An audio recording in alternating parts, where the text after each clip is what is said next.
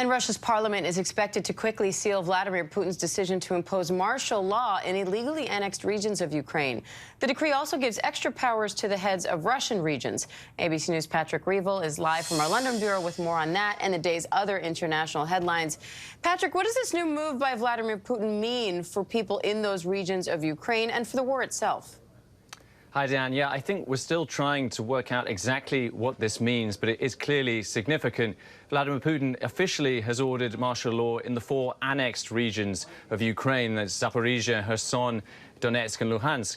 But what he's also done when we read the decree itself, and which he didn't mention, is that it imposes a series of varied statuses of readiness in the rest of Russia. And when we look closely, what that means is that a number of powers are going to be given to local authorities that look awfully like those under martial law. And so the fear is that Putin, by doing this, may be just imposing martial law under another name on the whole of Russia. Right now, we still don't know what that will mean in practice. It means, as far as we can tell, that there's heightened security around key facilities, that there will be also more control over transport. But it looks like basically Putin putting the country on something closer to a full war footing. Does this indicate any sort of shift in strategy or mindset by Putin? I think it absolutely suggests a shift in strategy, something closer to, as I said, a full-scale war footing. I think it also underlines that Vladimir Putin right now intends to continue prosecuting this war and has no interest in trying to negotiate an end to it. I think what we're really seeing as well is that as things have been going badly in Russia, he's being increasingly criticized by some of his most hard-line supporters, saying that he should stop pretending they're fighting a special operation and start admitting that they're fighting a total war, and that would therefore mean they need to start mobilizing the country fully, which they've already started doing with a mass mobilization. But now I think we see here today the question is he actually really also putting the country under martial law in some form?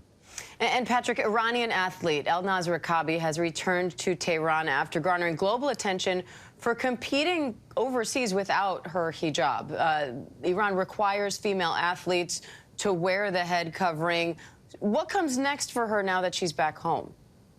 Yeah, so we saw Elnaz Rekabi return to Tehran today, and she was met by crowds of people cheering and applauding outside the airport. But, you know, she herself has been saying that she did not intend to compete without her hijab on. And I think the question really, and I think many people fear that she has said that under duress, and because, you know, the Iranian government has a long history of forcing and pressuring critics and activists to repent publicly and make statements against their will, often under threat of imprisonment or torture. And so now that she's back in the country, I think there will be concerns about her treatment there, where she will be kept. She'll obviously be kept under extreme surveillance. And so I think at the same time, though, what is significant is the crowd that met her. I think that shows how she's already become an icon of resistance and amid these huge protests in Iran. And Patrick, we have to talk about what's happening in the UK. British Prime Minister Liz Truss is facing increasing pressure to resign just a few weeks into office. She's facing major fallout from her tax cut plan. So where does this stand right now? Yeah, I think it is a big day here. I mean, it's a remarkable period in British politics here. People keep throwing words around like unprecedented, and it's unprecedented chaos, because right now Liz Truss is basically clinging to power. She's desperately trying to fight for her survival. We saw a very stormy debate in Parliament just a little while ago, where she gave a very defiant performance. She said that she was a fighter, not a quitter. But what we're seeing is really extraordinary, because, you know, she's only been in office 5 weeks, and I think essentially her authority has imploded because of this tax plan. She's had to entirely drop her entire economic program. And so this reverse is something that has been extremely unpopular. And right now, Tory MPs are basically trying to work out a way how they can remove her. But the problem is they know that if they do try and remove her, it could trigger a general election, and that means they could be at risk of losing.